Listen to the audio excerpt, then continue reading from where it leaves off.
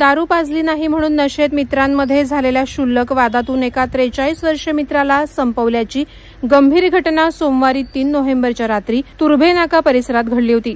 पंडित उर्फ आनंद कोरी वय 43 वर्ष असं मृत व्यक्तीचं नाव आहे। त्याला मारून आर्यनसह इतर साथीदार फरार झाले होते।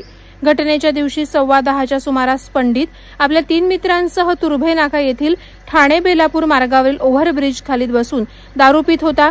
दारूच्या नशेत असताना पंडितने इतर तिघांना शिवीगाळ करण्यास सुरुवात केली। यावरून मित्रांमध्ये वाद झाला आणि तो क्षणातच विकोपाला गेला। रागाच्या भरात आर्यनने मिळून फायबर पाईप आणि बियरच्या बाटलीने पंडितवर हल्ला चढवला। या मारहाणीमुळे पंडित जागेवरच कोसळला। पंडित पडल्याचं पाहता सर्व मित्रांनी घटनास्थळावरून त्वरित पळ काढला। घटनेची माहिती मिळताच तुर्भे पोलिसांनी घटनास्थळी धाव घेतली आणि गंभीर जखमी अवस्थेत असलेल्या पंडितला जवळच्या रुग्णालयात हलवलं, मात्र डॉक्टरांनी त्याला मृत घोषित केलं।